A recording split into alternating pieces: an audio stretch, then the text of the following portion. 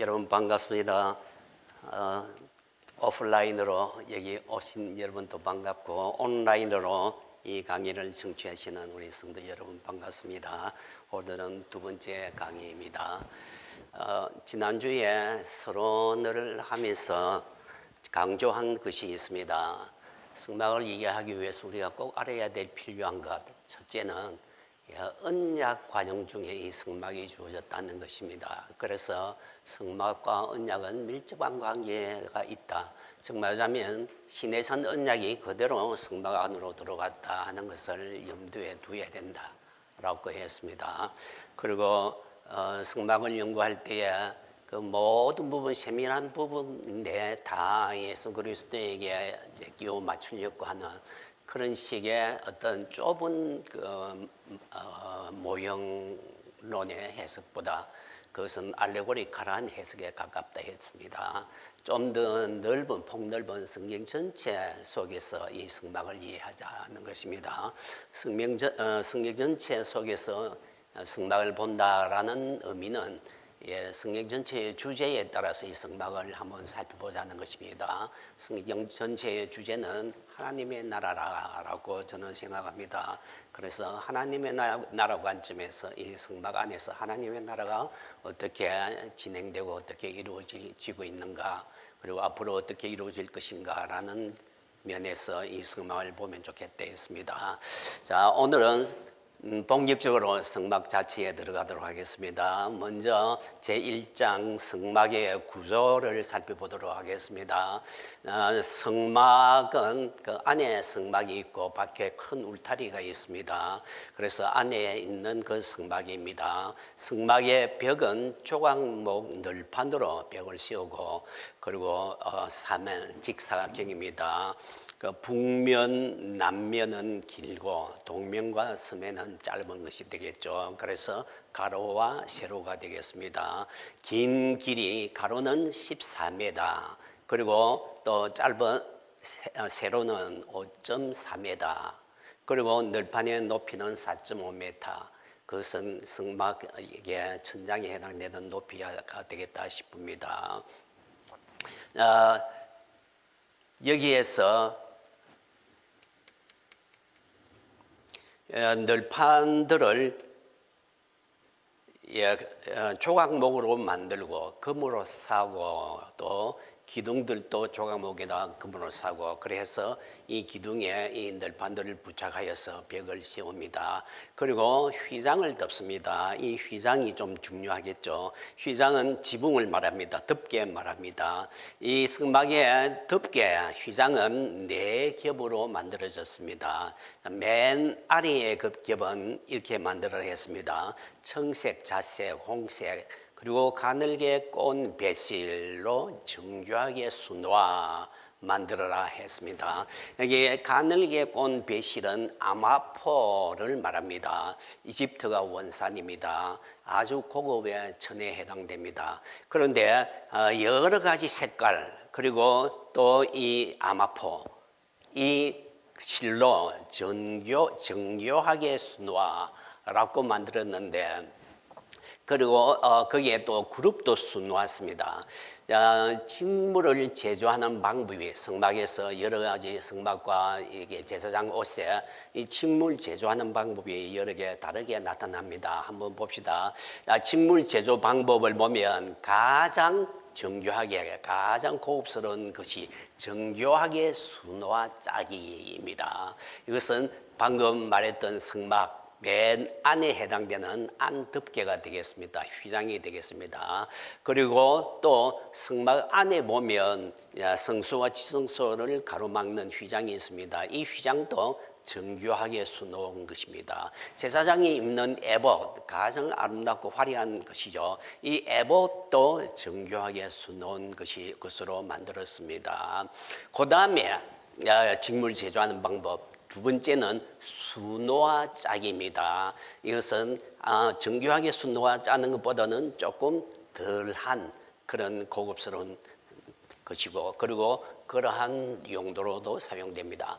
즉 승막의 문 입구, 울타리 밖에 울타리의 문 입구도 이와 같이 순호와 짠 이 천으로, 그런데 온갖 나중에 또 보면 알겠지만은 각각 각종의 그 색깔과 가늘게 꼰 배실로 순호와 정교하기라는 말에 빠졌습니다. 자, 이렇게 한 것은 성막 문 입구, 그리고 뜰 입구, 그리고 성막 성소에 들어가는 입구, 그리고 제사장의 허리띠, 또 제사장 일반 제사장이 입는 옷, 이렇게 되겠습니다. 또 그냥 짜기가 있습니다.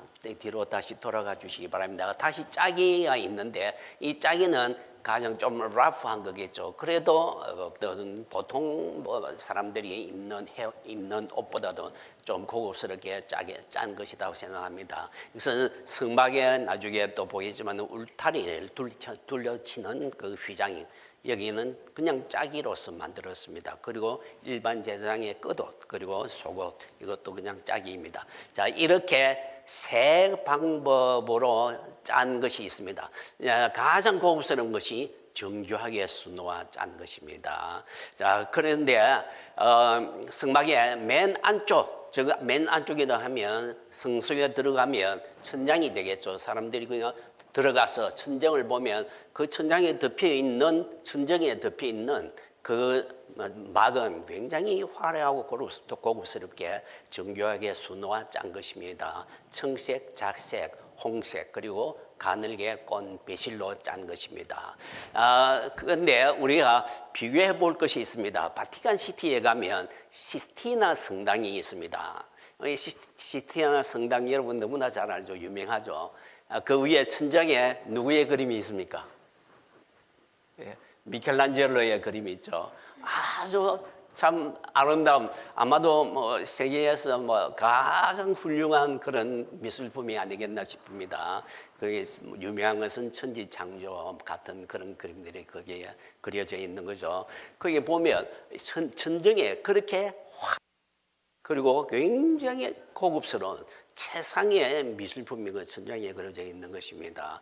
그와 같은 것을 생각하면 우리가 성소에 들어가면 성소 천정에 그와 같이 아주 최고로 아름답게 그리고 정교하게 고급스러운 천으로 그렇게 짜서 덮어졌다라고 이야기하겠습니다. 자, 휘장은 위에 덮개는 4겹으로 이루어졌습니다. 맨 안쪽은 그와 같이 정교하게 순호와 짠 것이었고, 그리고 그룹도 거기에 순호와 새겨져 있다 했습니다.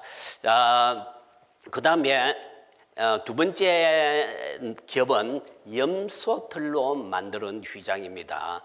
염소털로 실을 꼬아서 실로 만들어서 이것을 짠 거죠. 그러니까 보온성, 방한성이 뛰어난다라고 생각이 되십니다.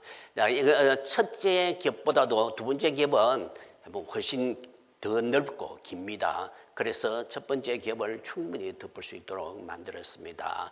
세 번째 겹은 붉게 물들인 수양의 가죽입니다. 이것은 내구성이 아주 강합니다. 그래서 어떤 비나 이런 것도 견딜 수 있도록 그 위에 덮개를 하나 더 덮었던 것입니다. 그 다음에 맨 위에 네 번째 겹이 있습니다. 해달의 가죽이다고 덮었습니다. 어떤 번역성의 영어 번역성에는 물개라고 이야기를 번역을 하고 있습니다. 해달이든지 물개든지 이것은 아주 질긴 그런 가죽에 해당됩니다. 최고급스럽고 아주 질긴 가죽입니다. 그래서 내구성과 방수에 특별히 방수에 강한 그런 가죽이 되겠습니다.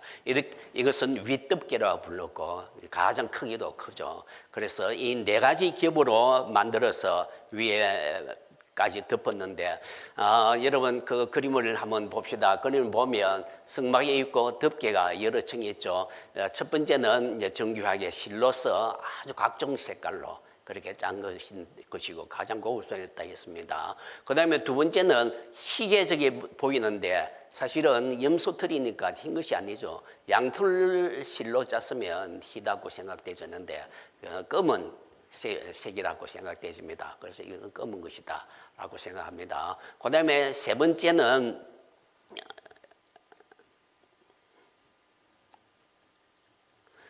세 번째는 붉게 물들인 수양의 가죽. 수양의 가죽인데 붉게 물들인 것이다 했습니다. 그 다음에 맨 위에는 해달의 가죽 혹은 물개의 가죽이다 라고 이야기를 할 수 있겠습니다. 자, 이것을 맨 밑에과 맨 위에 한번 비교를 해보면 맨 밑이 가장 화려하고 고급스럽고 귀한 것입니다. 그리고 맨 위에 가면 갈수록 좀 더 보기가 별로 이제 그렇게 고급스럽게 보이지 않습니다.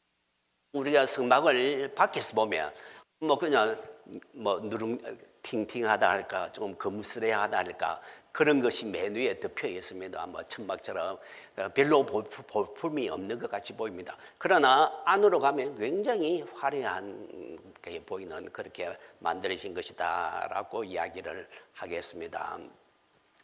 그리고 뜰에서 이제 지성소까지 보면, 여러분, 지성소는 하나님이 직접 임재하는 곳입니다. 가장 귀중한 곳입니다. 그래서 지성소는 가장 화려하게 꾸며져 있습니다.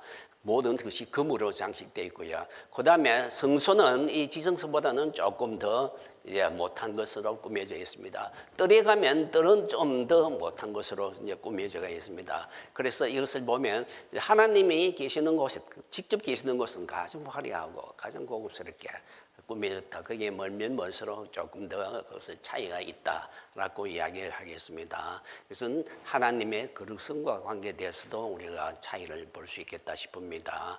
자, 그리고 하나님이 계신다는 에덴 동산도 아주 화려하게 꾸며졌죠. 여러분, 에덴 동산의 모습이 에스겔서 28장에 잘 나타나고 있는데요.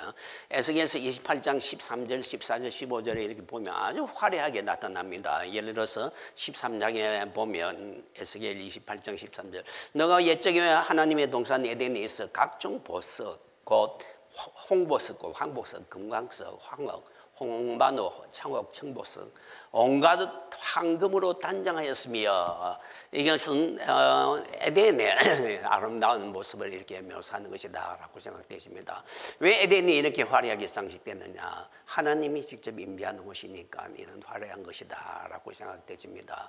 마지막에 이루어지는 하나님 나라도 아주 화려합니다. 온갖 12보석들로 장식되어 있고요, 꾸며져 있고, 그리고 성도 그와 같이 보석들로 가득 차고, 성문도 온갖 보석들로 꾸며져 있죠. 그래서 하나님께서는 자신이 계시는 곳을 그렇게 아름답게 꾸미고 계신다는 것을 우리가 이 성막을 통해서도 볼 수 있습니다.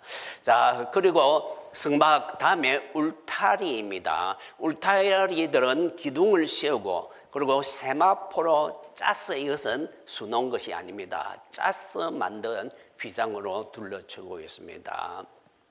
동쪽에 입구를 두고 있고, 동쪽에 들어가는 입구는 문을, 휘장을 만들어서 문을 만들었습니다. 덮었습니다. 이 휘장은 청색, 자색, 홍색, 가늘게 꼰 배실로 수놓은 것입니다.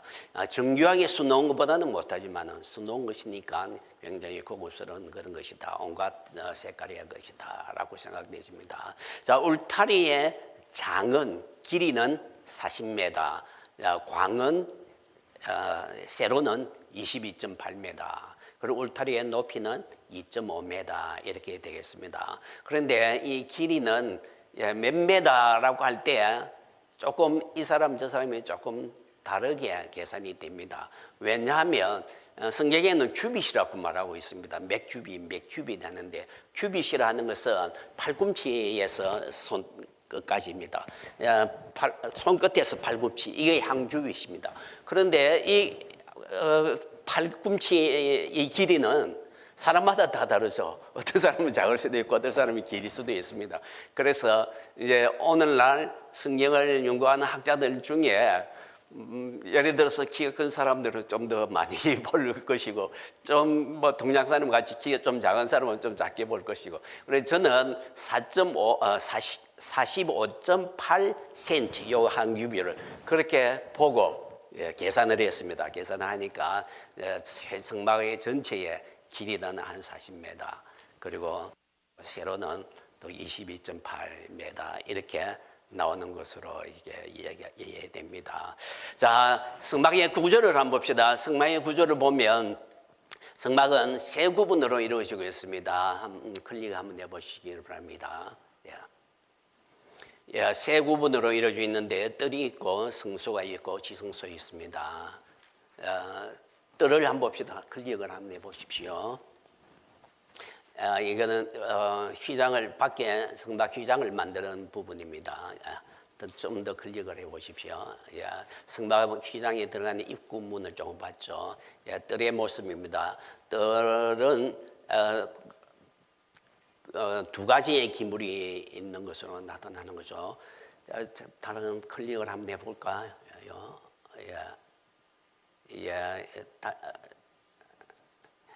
뒤로 좀 들어갑시다.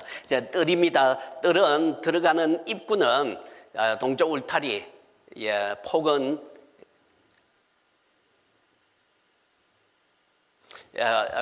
울타리 있고 폭은 전체가 22.8인데 가운데 문은 9.12m입니다. 그리고 이 문은 아까도 말했지만은 수노와 짠 휘장으로 좀 그래도 제법 고급스러운 것이죠. 이것을 막아서 사람들이 들어가도록 했습니다. 그래서 9.12m 같으면 상당히 큰 문입니다. 우리 오늘날 문을 하면 몇 배가 되겠죠. 이것은 많은 사람들이 들어가고 나와야 되니까 이만큼 크게 만들었다라고 이야기를 할 수 있겠습니다.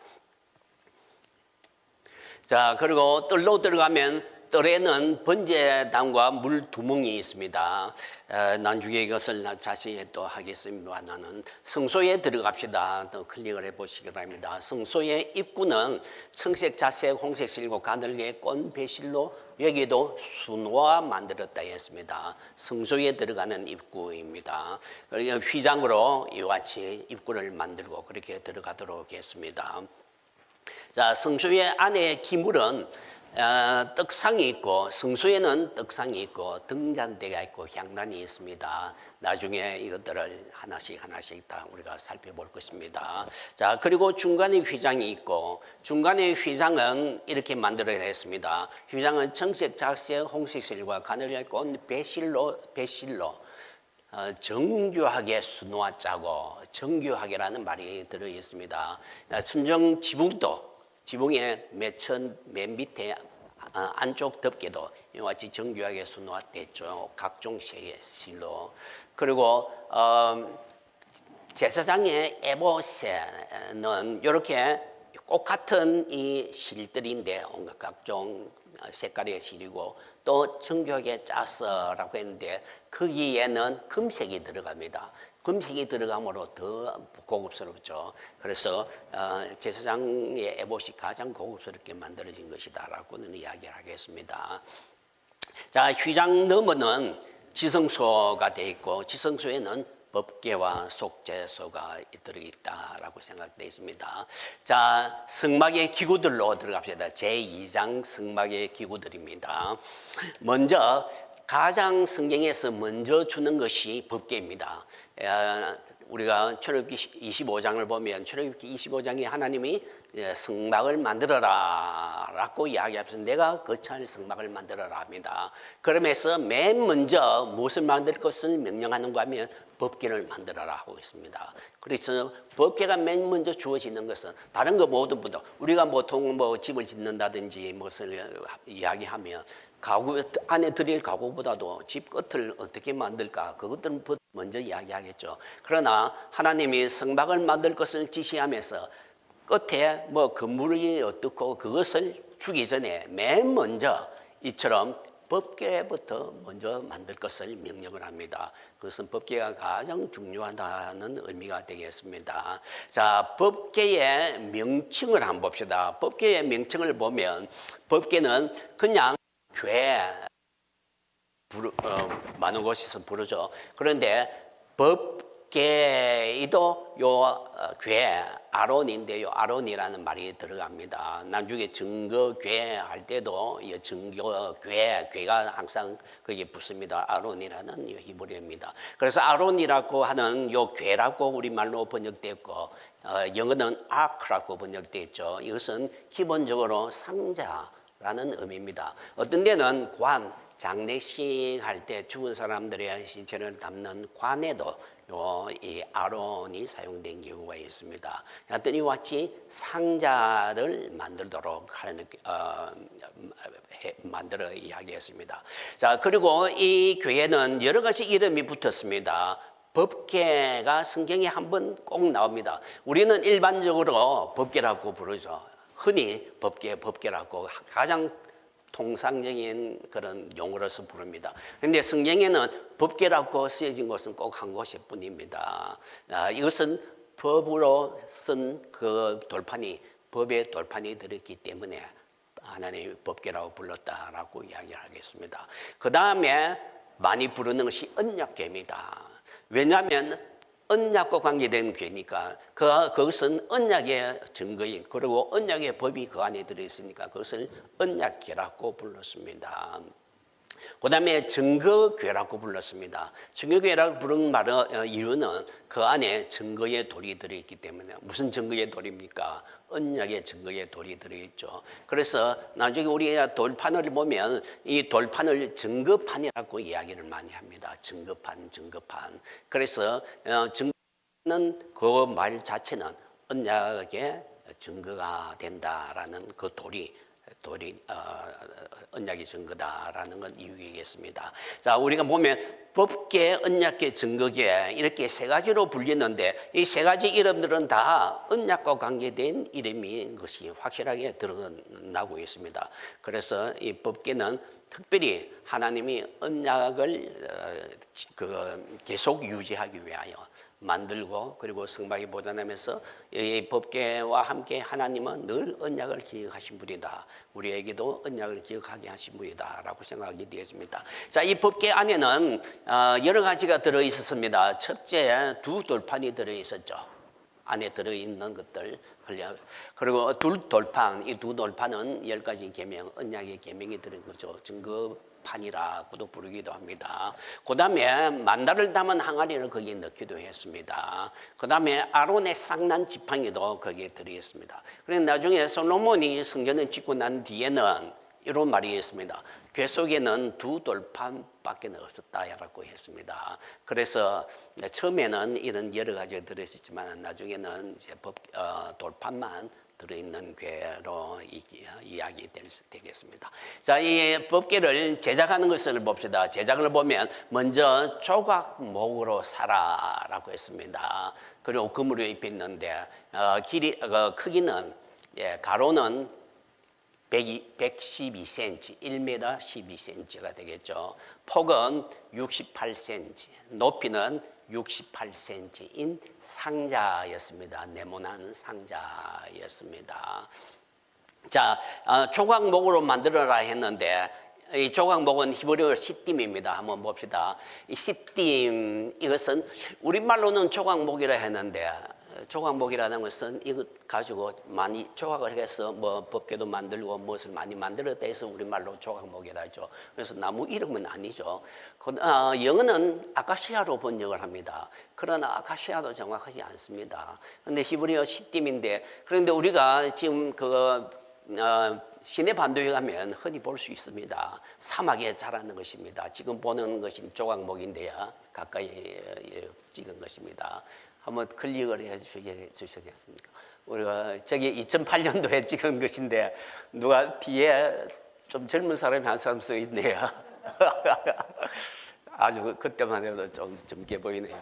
여하튼 이 조각목 뒤로 한번 가봅시다. 이 조각목이 조각목은 지금 보면 완전히 그냥 모래 사막입니다.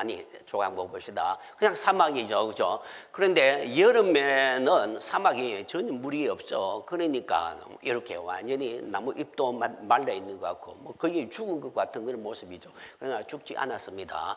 겨울에 비가 오면 한 11월, 12월 되면 이제 비가 좀 오죠. 비가 오면 이제 여기 잎이 피고, 그리고 그때는 좀 자라는 거죠. 한 몇 개월, 한 3개월 정도 이렇게 잎이 나고 좀 자라다가 또 이제 비가 그치면 또 말라져 가만히 있다가 이렇게 비바람 잠시 자라다가 그 다음에 햇빛과 모래 땡볕에 오랫동안 또 살아남아야 됩니다. 그러다 보니까 굉장히 천천히 자라면서 단단하게 자라는 것입니다. 1년에 자라는 키도 아주 작을 뿐만더러 그러나 생명력이 굉장히 강합니다. 그리고 나무가 굉장히 나무질이 단단합니다. 그렇기 때문에 아주 이런 고급스러운 이제 괴를 만든다든지 이런 것을 기구들을 만드는 데 아주 적합한 나무다라고 생각이 되어집니다.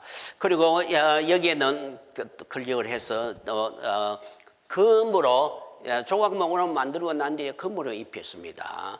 그리고 금고리 넷을 만들고 그리고 또 고리를 막대기를 채를 끼웠습니다. 이 채를 항상 끼워두라 했습니다. 왜냐하면 항상 떠날 준비가 되어야 되니까. 나중에 이제 성전에 들어가서도 이 채는 그대로 끼워져 있습니다. 더 이상 옮길 필요가 없습니다. 그런데 이제 요시야 시대에 보면 요시야가 이제 종교 개혁을 하면서 너희들은 다시는 이 법궤를 옮기지 말라라고 이야기를 합니다. 그 전에는 자주 옮겼다는 말이 되겠습니다. 여러분 요시야의 할아버지 문하세가 그 아세라 신상을 목상을 만들었는데 하나님의 이름만은 성소에 만들었다 했습니다. 그러면 어디겠습니까? 지성소 그 자리에 만들지 않았겠나 싶습니다. 그래서 사람들이 이제 그 우상이 그 지성소에 들어가니까 이 법궤를 대제사장이 이 법궤를 어떻게 하겠습니까? 그래서 아마도 옮긴 것이 아니겠느냐. 그러면서 요시야가 이제 모든 성전을 청소하면서 법궤를 다시 들으면서 이제 다시는 이 법궤를 옮기지 말라라는 명령을 한 것으로 이제 또 보여지는 그런 대목이 있습니다. 여하튼 그러나 성전이 지어지고 난 뒤에는 옮길 필요가 없겠지만은 그러나 성막 시대에는 자주 옮겨 다녀야 되겠습니다. 그래서 항상 이 채를 끼워두고 그리고 언제든지 떠날 준비를 하고 있다라고 할 수 있겠습니다. 이스라엘 사람들이 행군할 때 법궤를 꼭 레인들이 메고 제사장 레인 중에서 제사장급 레인들이 메고 어깨에 메고 그리고 가야만 했습니다. 뭐 말에 실든지 그렇게 하면 그건 마차에 실든지 하면 절대로 안 되는 거죠. 나중에 블레셋의 법궤가 갔다가 돌아오면서 이방인들은 모르니까 마차에 싣고 왔는데 나중에 법궤를 옮기면서 유대인들이 마차에 싣고 옮겨가다가 우사가 죽는 그런 불상사가 났죠. 절대로 이렇게 마차 실든지 그렇게 하지 말고 어깨에 메고 가라 했는데 그것을 망각한 그런 것 때문에 문제가 생겼다라고 생각이 되십니다. 자, 법궤는 어떤 의미가 있느냐? 기능적인 의미를 보면 이 법궤는 하나님의 임재가 있는 곳이다라고 이야기하겠습니다. 이 법궤를 특별히 하나님의 스스로라고 부르고 하나님의 임재하는 법궤다. 법궤 위에는 항상 하나님 임재하시는 것을 그들이 인식을 했습니다. 하나님의 처소라고 인식하는 것을 우리가 성경에서 여러 곳이 볼 수 있는데 예를 들어서 사무엘상 4장에 보면 블레셋과 이스라엘 사람들이 전쟁이 났습니다. 엘리 시대입니다. 엘리 제사장 시대입니다. 그래서 이 유대인들이 자 큰일 났습니다. 숫자적으로 모든 면들은 열세입니다. 그래서 우리가 실로에 가서 그룹에 계시는 만군의 여호와 언약궤를 거기서 가져오자라고 해서 이 언약궤를 가져옵니다. 자, 언약궤를 가져올 때 블레셋 사람들이 두려워하며 이르되 4장 7절에 보면 사무엘상 4장 7절 이르되 이 이스라엘의 신이 진영에 이르렀다라고 두려워 떨고 있습니다. 이스라엘 사람들도 하나님을 모시고 오는 그런 입장에서 법궤를 가져왔고 블레셋 사람들도 하나님이 이스라엘의 신이 이 진영에 왔다 큰일 났다라는 이야기를 보면 이선 그들은 모두 다 이 법궤가 하나님이 임재하는 하나님이 계시는 것으로 인식을 했다는 것입니다. 자, 시편 68편 24편에 보면 다윗이 그 법궤를 예루살렘으로 옮겨올 때 그렇게 이야기합니다. 하나님이여 그들이 주께서 행차하심을 보았으니 곧 나의 하나님이라. 여러분 법궤가 오는데 법궤가 온다고 말을 한마디도 안 하고 늘 뭐라고 말하는가 하면 하나님의 행체를 본다 했습니다. 하나님이라 법궤는 하나님이 거기 계시는 것으로 그냥 그들은 인식했기 때문에 바로 하나님이 오시는 것으로 그렇게 묘사하고 있다라고 하는 것입니다. 그런데 하나님이 법궤 위에 계시는데 혹은 법궤에 하나님이 계시는데 법궤에 어떤 모습으로 계시느냐 하는 것입니다. 지난번에 제가 서론에서 이야기를 했습니다. 성막의 의미는 하나님의 임재의 장소라는 것입니다. 그러면 성막에 하나님이 어떤 모습으로 임재하느냐? 그냥 일반적인 신의 개념으로 이방 사람들이 어떤 신이 어떤 그 신전에 있는 것처럼 그렇게 생각하는 그런 모습인가? 아니라 왕의 모습으로 계신다. 왕으로 이 성막에 계신다라는 것을 강조를 했습니다. 그래서 또 봅시다. 시편 68편 24편에 24절에 아까 이제 법궤가 예루살렘에 올 때에 이 다윗이 부르는 노래다 했습니다. 하나님이여 그들이 주께서 행차를 보았으니 곧 나의 하나님 나의 왕이 성소로 행차하는 것이라. 나의 왕 하나님인데 바로 그는 나의 왕이다 라고 말을 하고 있다는 것입니다. 그래서 성막에 혹은 성막 중에서도 이 법궤에 하나님이 임재하시는데 왕으로서 임재하신다. 그러면 왕으로서 이 법궤에 임하시는 하나님은 어떤 일을 하느냐? 하나님이 왕으로 사는 일들은 무엇이냐 할 때 첫째로 재판하는 일을 합니다. 하나님이 하필이면 법궤 위에 보좌를 펴시고 임재하시는 것입니다.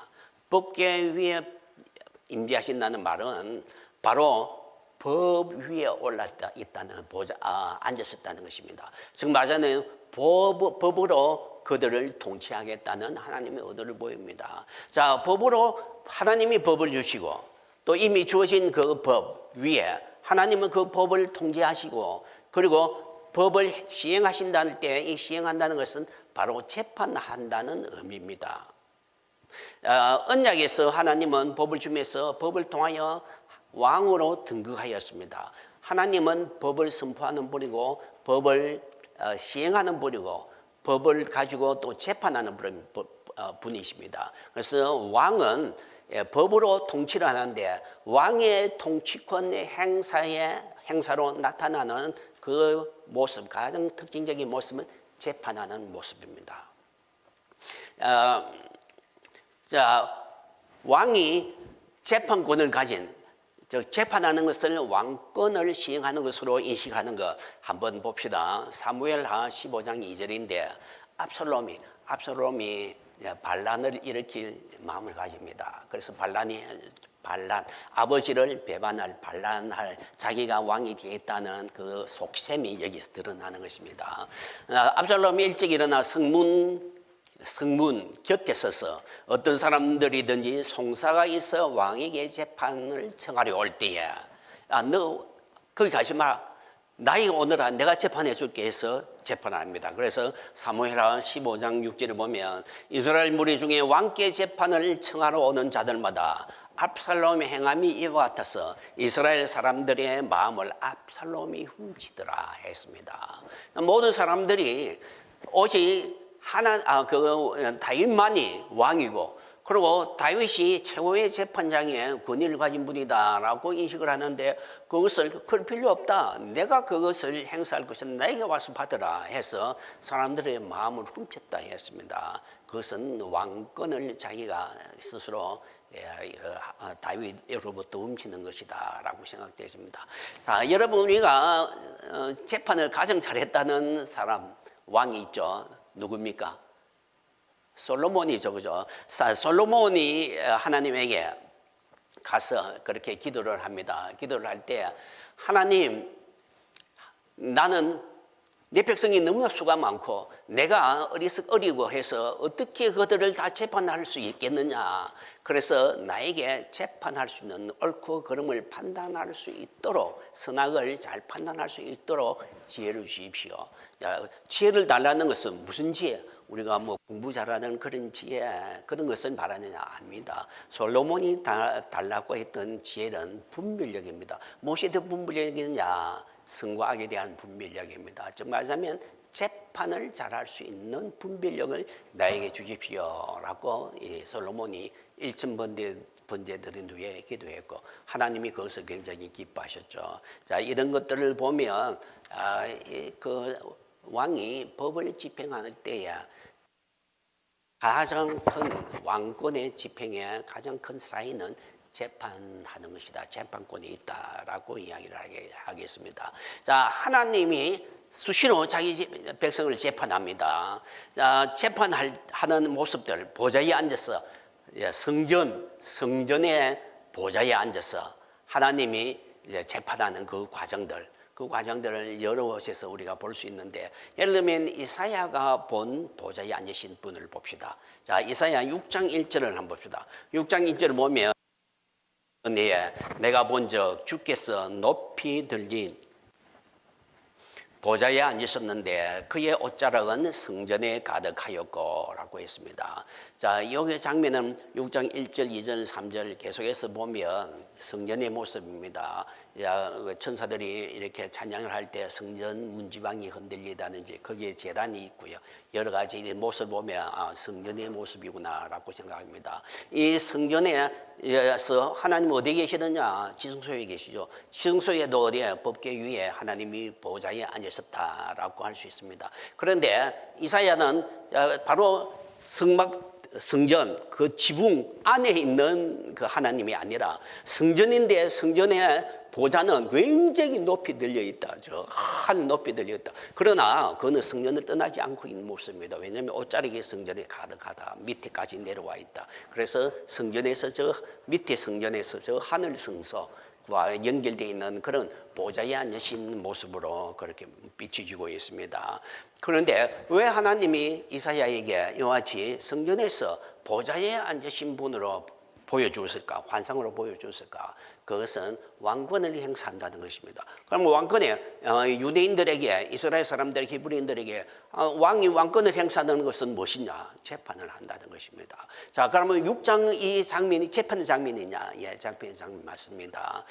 이사야가 해달라고 요청했죠. 그러니까 하나님이 이사야에게 뭐라 했습니까? 너가 가서 전하되 입으로 귀로 듣지 못하게 마음으로 깨닫지 못하게 하라라고 이야기를 했습니다.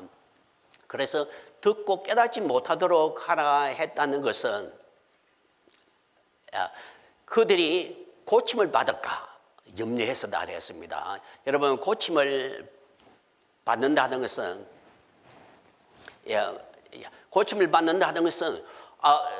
하나님이 심판을 할 수 없게 된다는 것입니다. 그래서 나는 심판을 작정했다. 그런데 심판받지 않을 경우가 생기면 안 되니까 너가 전할 때에 아주 고침을 받지 않도록 그들의 귀가 열리지 않도록 눈이 뜨이지 않도록 그렇게 전하라 라고 하는 것입니다. 그럴 때에 이사야가 이렇게 말합니다. 6장 12절에 주여, 어느 때까지 내가 이렇게 해야 됩니까? 어느 때까지 하나님이 심판을 계속 하려고 작심을 하고 계십니까? 라고 하는 것입니다. 그때에 하나님께서 대답합니다. 성읍들은 황폐하여 주민이 없으며 가옥들은 사람이 없고 이 토지는 황폐하게 되며 하나님이 이 유대 땅을 심판하기 위해서 적군을 불러들입니다. 그래서 완전히 이 땅이 황폐됩니다. 가옥들도 다 무너지고 토지도 황폐됩니다. 그리고 어느 때까지냐면 6장 12절을 보면 이 사람들을 멀리 옮겨서 포로로 잡혀가는 거죠. 이 땅 가운데 황폐한 곳이 많을 때까지니라. 그리고 여기 더 넘어가면 다음 절에는 10분의 1이 남아있을지라도 그마저도 그들은 죽임을 당할 것이 됐습니다. 그래서 하나님이 철저하게 이 유다를 심판하겠다. 이스라엘을 심판하겠다는 의지를 보여주는 것이 6장 12절입니다. 6장입니다. 왜냐? 하나님이 지금 재판하고 재판 보좌에 앉았습니다. 이스라엘을 심판하기 위하여 보좌에 앉으신 모습입니다. 물론 이사야 6장의 메시지는 심판으로 끝나지 않습니다. 마지막에 이제 남은 자를 이야기하면서 회복에 대한 약속까지도 주는 것이 6장의 내용입니다. 여하튼 지금은 심판에 대한 재판에 대한 이야기인데, 그런데 이사야가 먼저 재판을 경험합니다. 심판을 경험합니다. 여러분 이사야가 높이 들린 보좌에 앉으신 하나님을 보고 또 천사들이 거룩거룩 외치는 것을 보고 꼬꾸라 넘어집니다. 6장 5절에 그때에 내가 말하되 화로다 나여 망하게 되었도다. 망하게 되었다는 것은 폭삭 주저앉았다는 것입니다. 여러분 이게 어느 때에 묘사되는가 하면 예를 들어서 예레미야서 같은 데 보면 적군이 쳐들어와서 온 성읍이 황폐되어 버렸습니다. 성읍들이 폭삭 주저앉아 버렸습니다. 남은 것이 아무것도 없습니다. 성벽도 없고 집도 없고 사람도 없고 가보집도 하나도 없고 완전히 폐허가 되어 있는 그런 상태. 그것이 바로 여기에 망하게 됐다라고 하는 요 단어입니다. 그래서 이사야가 완전히 폭삭 주저앉았습니다. 죽은 것 같이 되었습니다. 왜? 나는 부정한 사람이 됐습니다. 특별히 입술이 부정하되었습니다. 왜 이사야가 하필이면 입술이냐? 선지자이기 때문에 입으로 말을 하는 직업을 가진 사람입니다. 그런데 내가 이처럼 선지자로서 백성들에게 말을 하고 소식을 전하고 입으로 그렇게 사역을 하는데요. 그런데 내 입이 이렇게 부정하니까 어떻습니까? 그래서 이렇게 입술이 부정한 자로서 입술이 부정한 사람들 중에 그 안은 나도 입술이 부정하면서 하나님을 비웠다는 것입니다. 하나님 어떤 하나님입니까? 보좌에 앉으신 하나님입니다. 지금 재판하고 계시는 하나님입니다. 그 하나님 비웠으니까 나는 이제 망하게 되어 죽게 되었다. 죽었다라는 것입니다. 그럴 때 하나님이 숯불을 가져와서 그를 정결케 해주죠. 그래서 다시 살아나는 그런 모습을 봅니다. 여하튼 이것은 하나님의 심판의 모습을 보여주는 것이다 라고 이야기합니다. 그런데 이제 여러분 성막 시대가 끝나고 솔로몬이 성전을 지은 그 장면에서 이 부분을 한번 살펴볼 필요가 있습니다. 성전을 완성하고 난 뒤에 법궤를 성전 지성소에 안치했습니다. 그것이 열왕기 8장에 기록되어 있는데 8장 6절에 언약궤를 처소에 드렸습니다. 그러니까 구름이 성소에 가득하였다. 그래서 사람들이 이 구름으로 말미암아 능히 숨기지 못할 지경이 되었다. 그리고 이 구름과 함께 여호와의 영광이 성전에 가득하였다라고 했습니다. 자, 솔로몬이 이 장면을 어떻게 이해했느냐? 자, 솔로몬이 이 장면에서 이렇게 외치고 있습니다. 8장 12절입니다. 그때에 솔로몬이 이르되 여호와께서 캄캄한 데에 계시겠다 말씀하였사오니. 자, 지금 구름이 성전에 가득했습니다. 앞이 보이지 않습니다. 그래서 사람들이 제사장들이 이 성전 안에서 봉사도 할 수 없습니다. 그런 이것을 캄캄합니다 했습니다. 캄캄한 데에 계시겠다 하나님이 말씀하였사오니 라고 이야기했습니다. 자, 왜 이 성전에 구름이 가득 차게 하나님이 얼마든지 다른 모습으로도 임재할 수 있는데 왜 구름과 같이 임재하였냐? 너무 구름이 빽빽하니까 캄캄하게 보이는 것입니다. 그러니까 암흑이 되는 것입니다. 자, 왜 그러냐? 우리가 어두움이다, 암흑이다 할 때는 심판을 상징하게 됩니다. 자, 여러분, 이 어둠, 하나님의 임재와 함께 어둠 속에 하나님의 임재하는 모습, 우리 시내산 언약에서 살펴볼 필요가 있습니다. 여러분, 시내산 언약 특별히 어느 때에 더 어둡게 나타나느냐 하면 율법을 송파할 때의 모습입니다. 여러분, 출애굽기 20장 1절에서 18절까지 하나님이 십계명 율법을 직접 하나님 목소리로 선포합니다. 그럴 때에 이스라엘 사람들이 이렇게 말합니다. 19절에 보면 모세에게 이르되 당신이 우리에게 말씀하셔서 우리가 들으리이다. 하나님이 우리에게 말씀하지 말게 하셔서 우리가 죽을까 하나이다. 너무 무서웠습니다. 하나님이 산 위에 임재해 계시는 산 위에서 하나님이 이 율법을 십계명을 송포하는데 공포하는데 하나님의 목소리 찡찡 울리는 목소리겠죠. 백성들이 너무 우리말로 귀가 차다 합니까? 귀에 가득 차서 도대체 견딜 수가 없는 것입니다. 두름에 가득 차는 것입니다. 그리고 출애굽기 20장 바로 19절 바로 뒤에 20장 21절에 백성은 멀리서 있고 모세는 하나님이 계신 흑암으로만 일하 했습니다. 하나님의 율법을 지금 송파하고 있는 저 산 위를 흑암이라고 묘사하고 있습니다. 왜? 거기는 어둠이, 구름이 가득하니까, 너무 빽빽하니까 흑암으로 묘사하죠. 그런데 이 상황을 신명기는 이와 같이 묘사합니다. 신명기의 묘사를 한번 봅시다. 자, 5장 22절, 신명기 10계명을 이야기하는 것입니다. 시내산에서 하나님의 언약을 맺을 때 이와 같이 말씀을 언약의 계명을 주지 않았느냐. 그리고 난 뒤에 묘사하는 것이 이것입니다. 5장 22절에 여호와께서 이 모든 말씀을 산 위 불 가운데 구름 가운데 흑암 가운데서 큰 음성으로 너희 총회에 이르신 후에 더 말씀하지 않고 이것을 두 돌판에 서서 내게 주셨느니라 라고 했습니다. 여기도 보면 산 위에는 하나님의 임재의 장소인데 불도 있고 구름도 있는데 너무 말씀을 선포할 때는 다른 것보다도 무엇이 압도하느냐면 구름이 압도합니다. 그리고 흑암 가운데서 선포했습니다. 음성을 이 계명을 발표했다고 이야기를 합니다. 그것은 무서운 것입니다. 심판을 상징하는 것입니다. 여러분, 이집트에서 10가지 제명 중에서 9가지 재앙, 10가지 재앙 중에서 9가지 재앙은 흑암이었죠.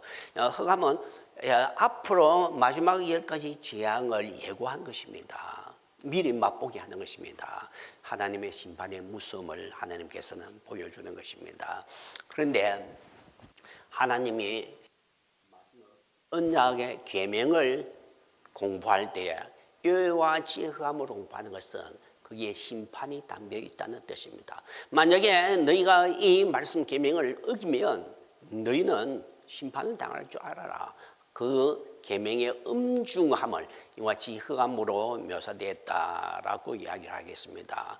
그리고 요 계명이 쓰여지는 이 돌판, 그것이 법궤에 옮겨졌고 이 법궤가 이제 성막으로 들어가죠, 그죠?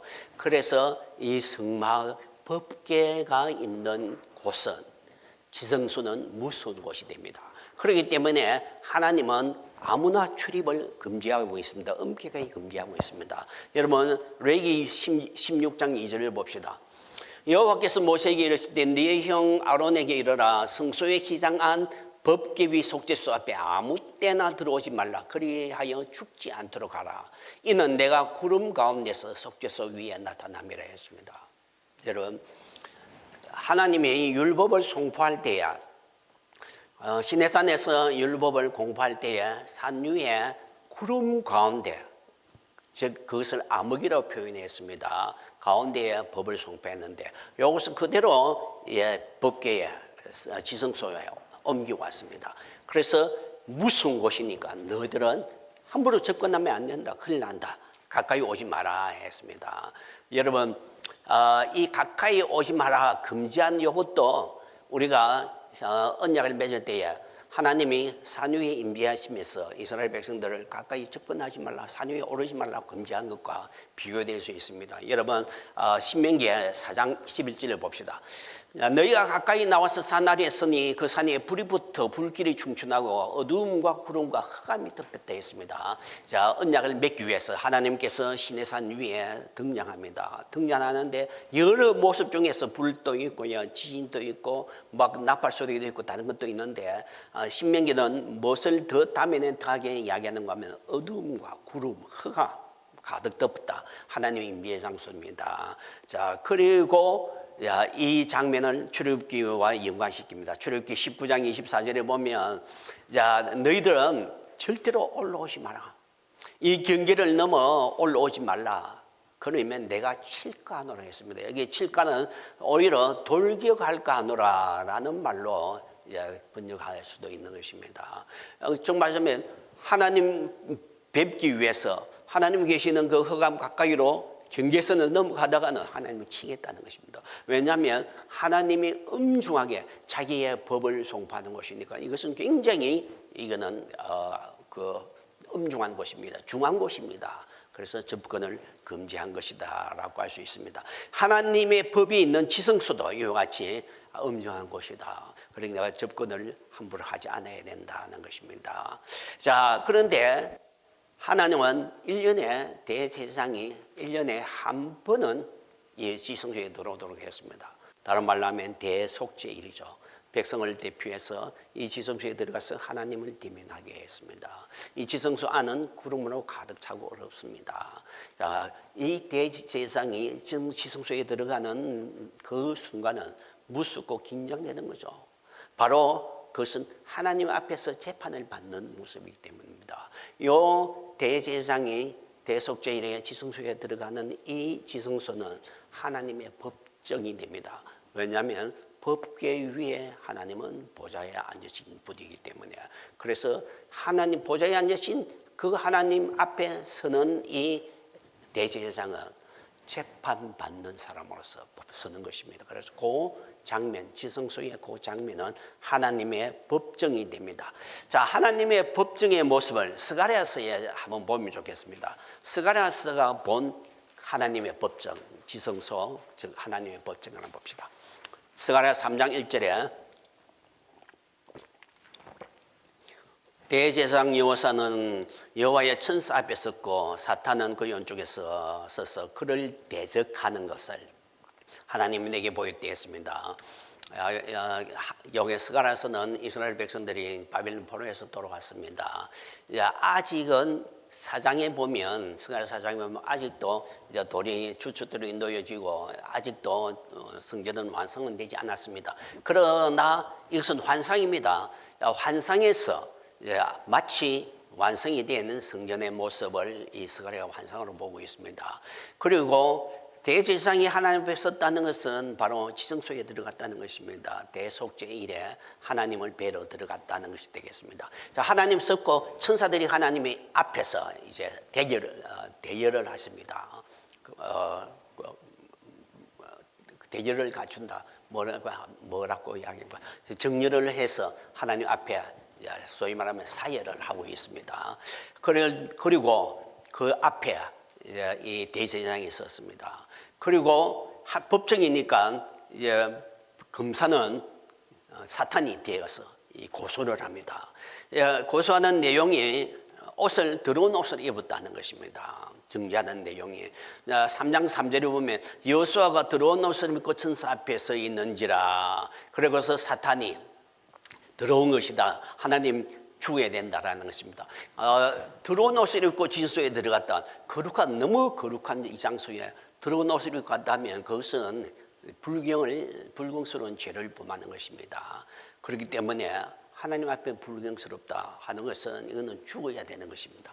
그런데 저는 여기에서 더러운 옷을 입었다는 것은 실제로 이 옷을 더러운 옷이다, 그것보다도 어떤 그에 대한 그 죄를 지적하는 것이 아니겠느냐라고 생각을 할 수 있습니다.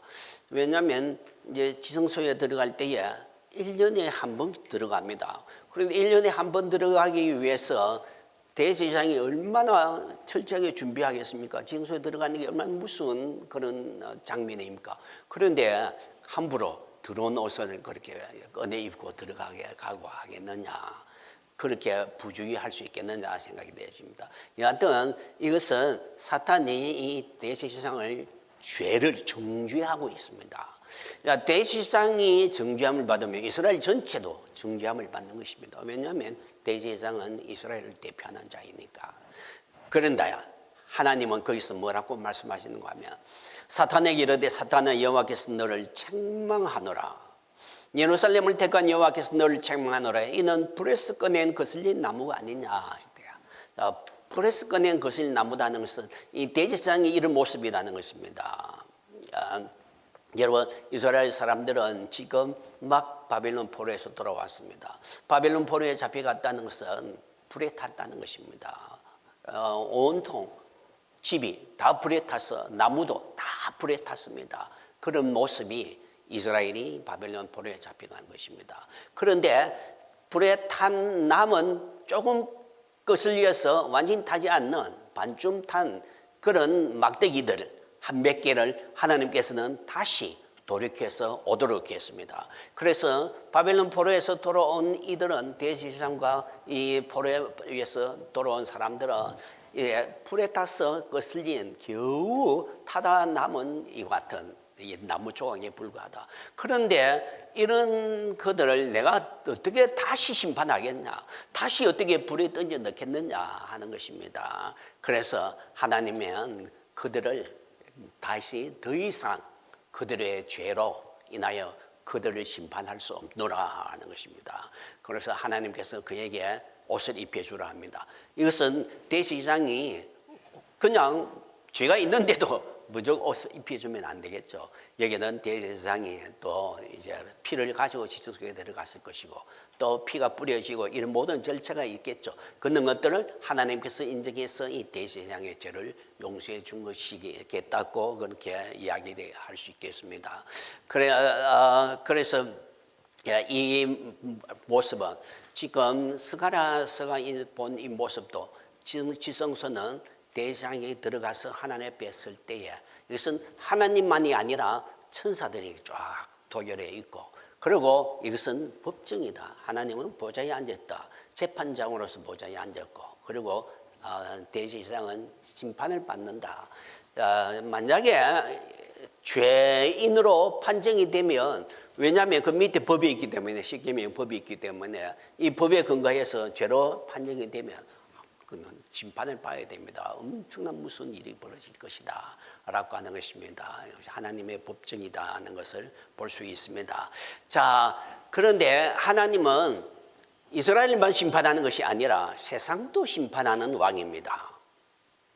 자, 세상을 심판하는 모습도 보좌에 앉아서 세상을 심판하는 모습도 성경에 자주 나타납니다.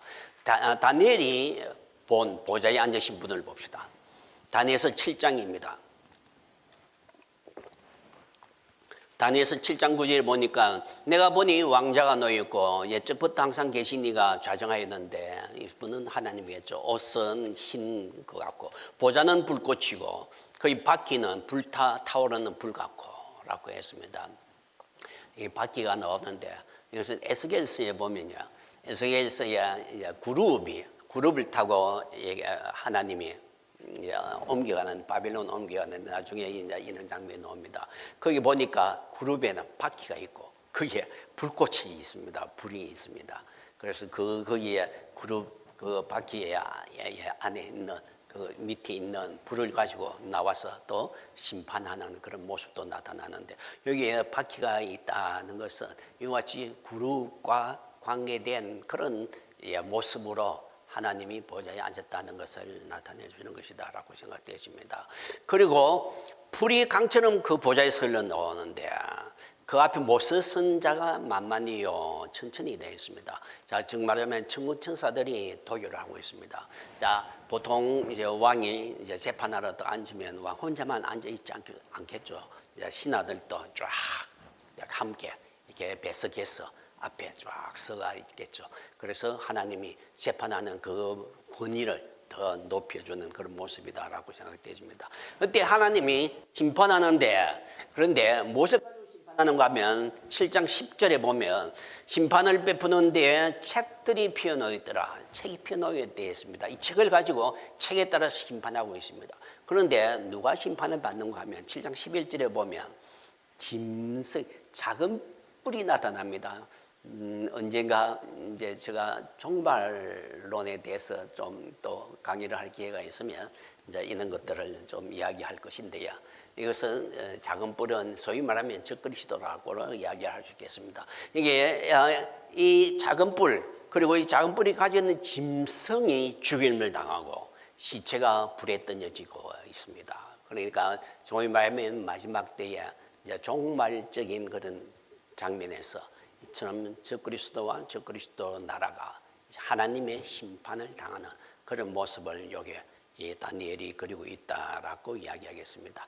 자, 요한계시록에도 자주 보좌가 나타납니다. 요한이 본 보좌인데 4장 2절에 보면 내가 곧 성령에 감동되었더니 하늘에 보좌를 베풀었고 보좌 위에 앉으신 내가 있는데 요 하나님이 보좌에 앉았죠. 여러분 제가 지난주에도 이제 입문을 할 때 예배 시작할 때에 보좌에 앉으신 하나님 그리고 그 앞에 7년과 또 죽임을 당한 어린 양, 그 요한계시록 1장을 읽었습니다. 요한계시록은 성전의 성전 환상으로 본 계시입니다.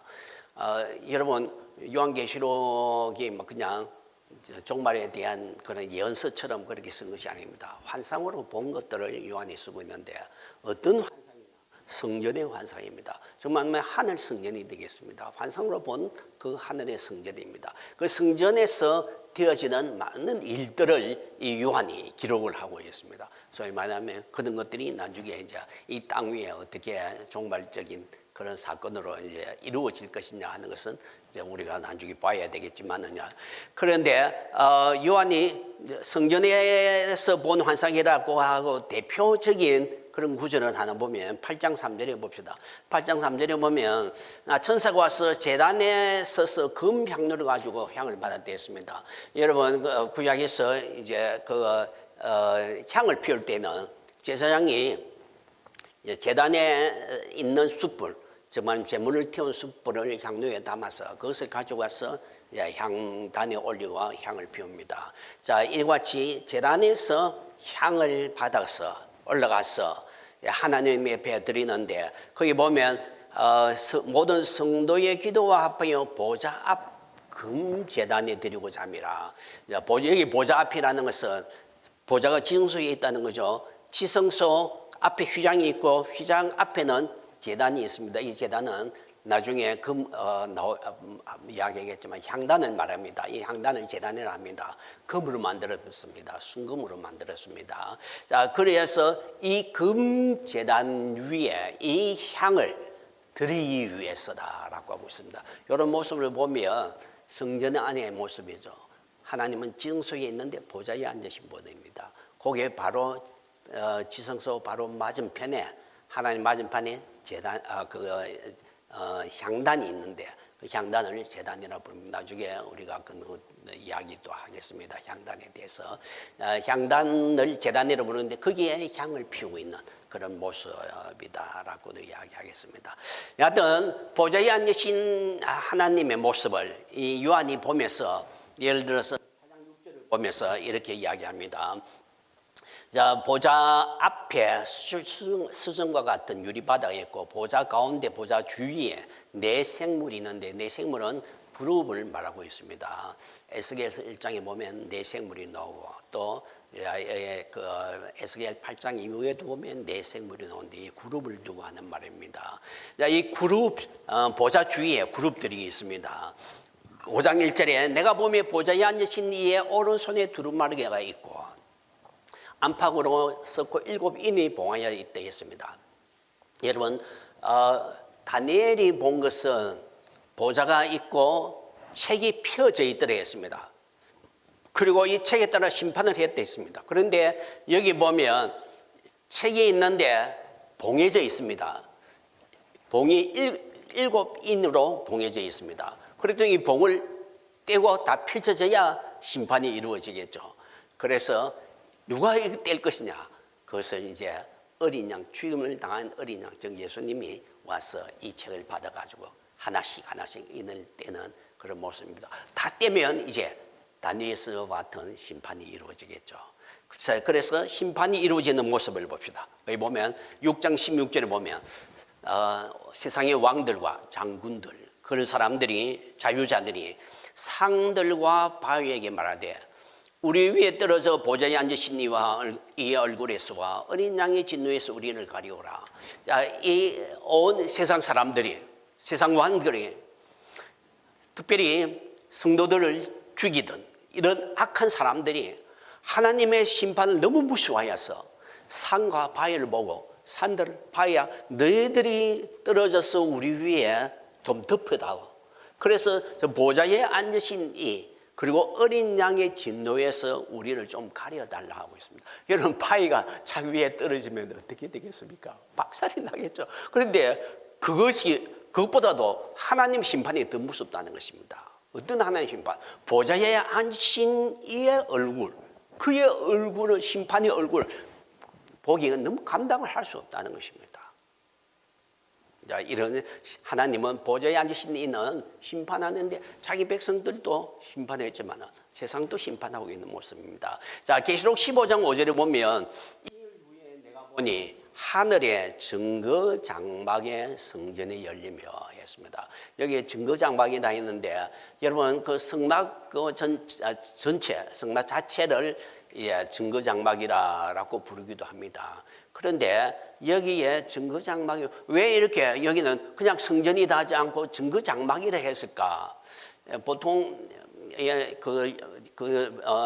요한계시록에 나타나는 것은 성막이라는 그런 개념보다도 성전의 이런 개념으로 이렇게 이야기가 되는데 여기 증거 장막이라고 표현을 하고 있다.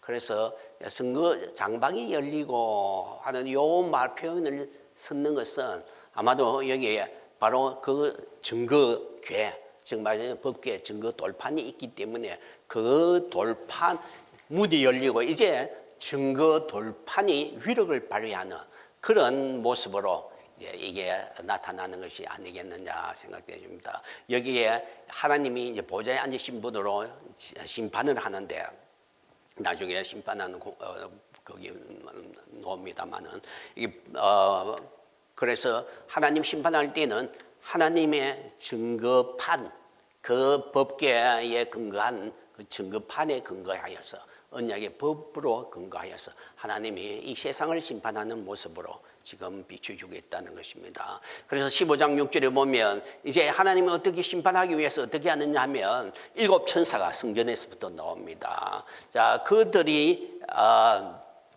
또 다른 네 생물중 15장 7절에 보면 네 생물은 그룹을 말하는 거죠. 이 그룹이 금 대접을 7 대접을 줍니다.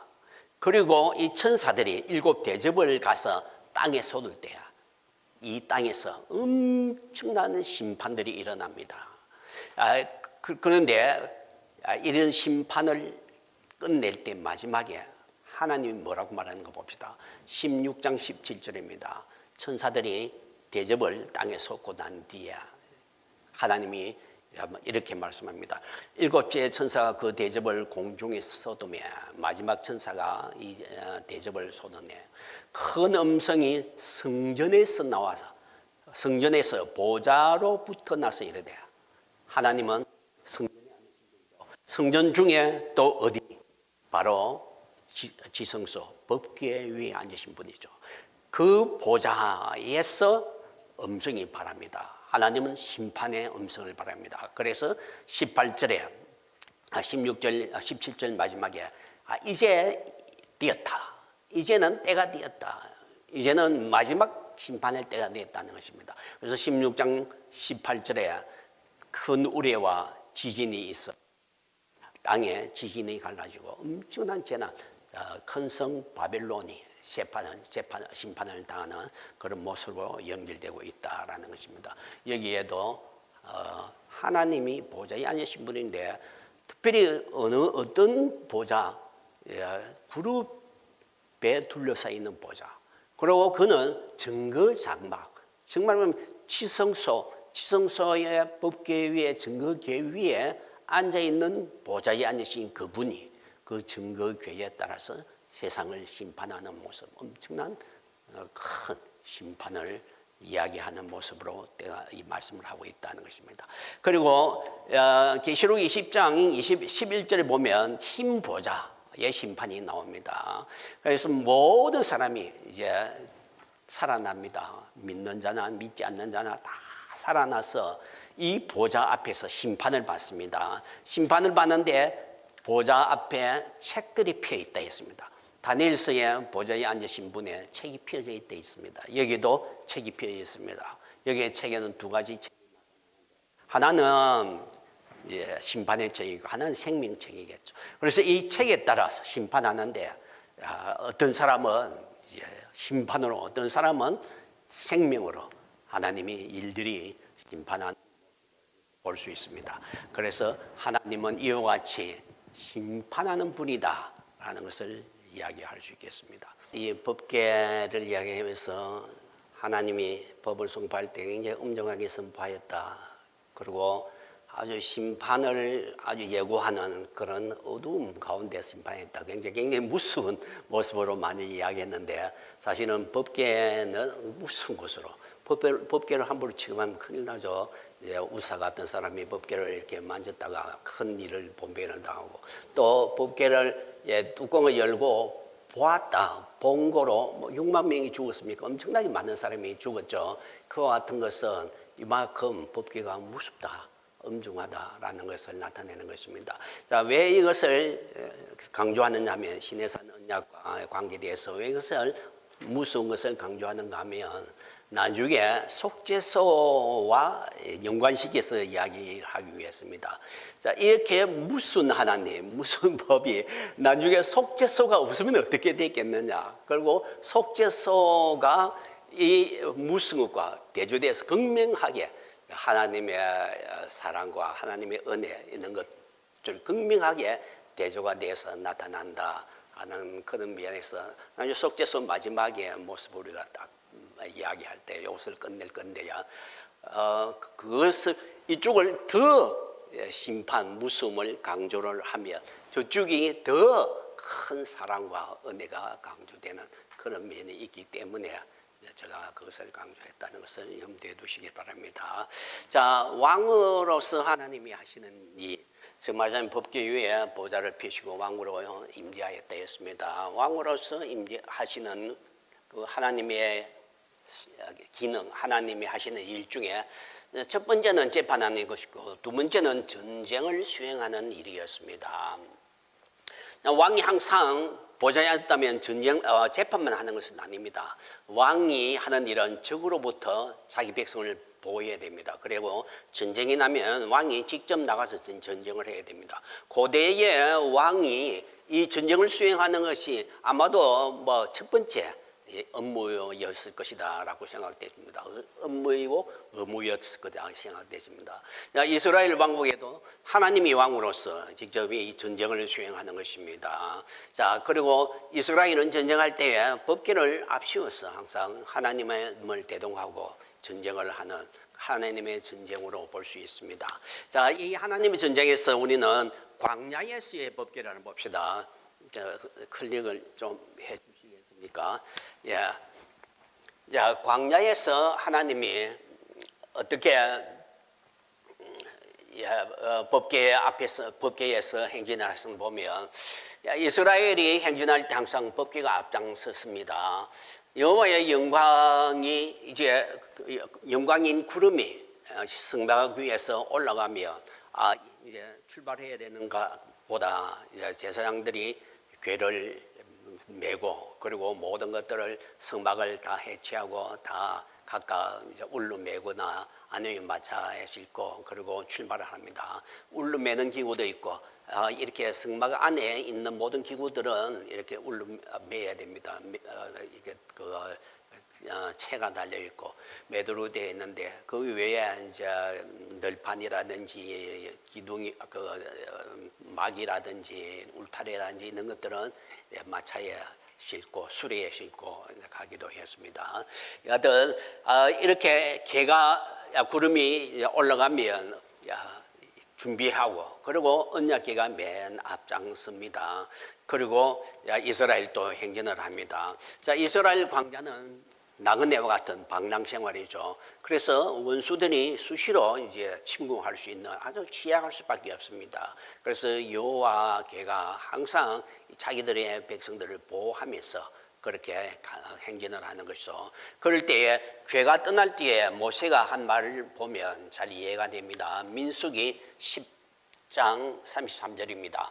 그들이 여호와의 산에서 떠나 3일 길을 갈 때에 여호와의 언약궤가 그 3일 길에 앞서가며 시내산에서 떠나가는데 3일 동안 떠나갑니다. 3일 후에는 다시 쉬겠죠. 그런데 그 3일의 길을 이야기하면서 여호와의 궤가 앞장서서 간다 했습니다. 그리고 이 여호와의 궤가 그들의 쉴 곳을 찾아서 멈추면 그들이 또 쉬고 하는 것입니다. 자, 그런데 궤가 떠날 때에 여호와께서 이렇게 모세가 이렇게 말합니다. 민수기 10장 35절 괴가를 떠날 때에는 모세가 말하되 여호와여 일어나사 주의 대적들을 흩으시고 주를 미워하는 자가 주 앞에서 도망가게 하소서. 이제 떠나면서 하나님이 앞장섭니다. 이스라엘 백성들이 쭉 따라갑니다.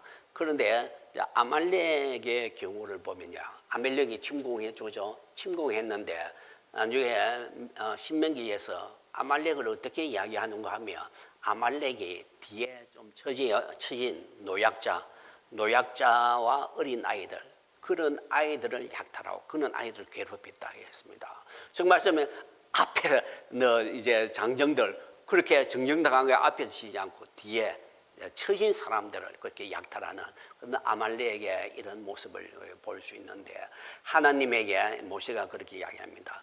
하나님이여 일어나서 행진을 할 때 하나님이 대적들을 흩어달라고, 대적들이 우리들을 온 사방에서 옆에서 뒤에서 우리들 공격할 때에 하나님이여 그들로부터 우리를 안전하게 지켜주십시오. 저들이 우리를 미워하는 자들 흩으시고 그들이 다 도망가게 해주십시오 합니다. 그것은 하나님이 전사로서 우리를 지키시는 전쟁의 왕으로서 우리를 보호해달라는 그런 모습입니다. 자, 그리고 교회가 쉴 때에는 이렇게 기도합니다. 민수기 10장 36절에 교회가 쉴 때에는 말하되 여호와여 이스라엘 종족에게로 다시 돌아오소서. 이제 개가 멈추면 그 구름이 멈추면 법궤도 멈춥니다. 거기에 이 성막을 다시 짓고 이스라엘 백성들은 성막 중심으로 해서 앞에